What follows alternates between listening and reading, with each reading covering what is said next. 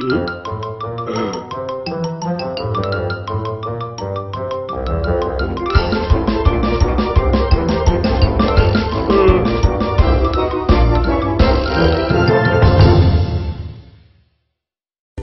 is the story of Bob and Dave, two free-spirited individuals. Having lived together for quite some time, Bob and Dave were bored to frustration, eating only the usual everyday foods that were available locally. What a drag! Why can't we have some variety? No new foods in restaurants to tantalize our taste buds. Just the same old groceries and vegetables every day.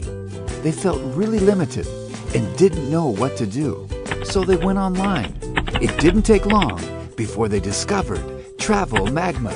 Travel Magma had a cool listing of different, unfamiliar, exotic foods that were being enjoyed in continents all over the world. And that was when it hit them. Hey, why can't we travel the world and experience other people's cultures, as well as their foods? They realized immediately that some of the most mouth-watering, delicately done food awaits in cities around the world.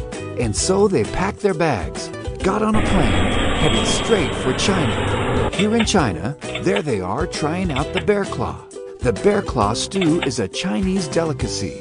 It boosts the body's health condition and makes one to be sexually active, which is why Bob and Dave can pay any amount just to have a taste of this delicacy. Yummy.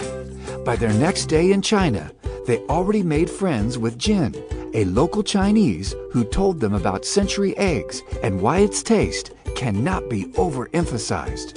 It is prepared with the eggs of quail, chicken, and duck, which have been covered in ashes as well as clay salt and preserved for months. Hey Dave, I think we should try it. Yes, I read on Travel Magma that this is good. Yuck. What's that smell, Dave? It definitely reminds me of our college days when passing by the science laboratory with ammonia and sulfur. Dave was just then having a good laugh and so much fun with his own century eggs. On leaving China, Bob and Dave proceeded to Japan.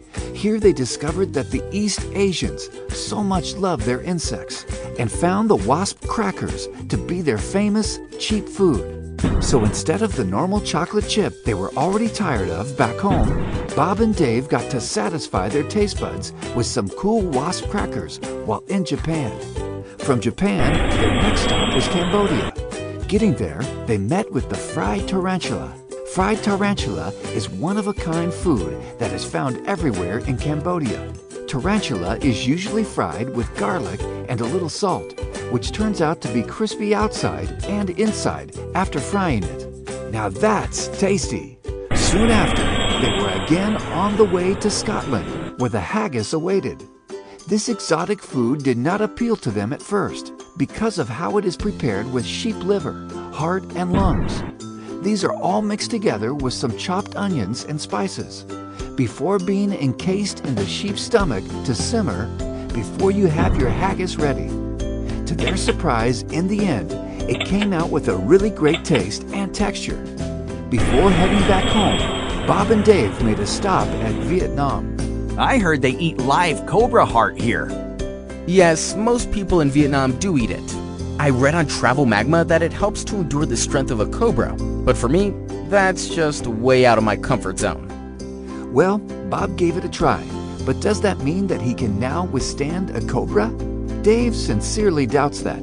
By the time Bob and Dave returned home, they were loaded with tips and tricks for different foods. There was now no worry about boring foods ever again. So, next time you travel, why not step out of your own comfort zone too?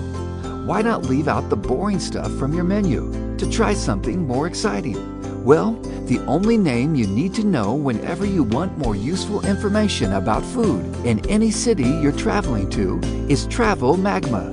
Visit travelmagma.com today to learn a whole lot of other really interesting exotic foods that you can try out around the world on your next trip. Your world, your way.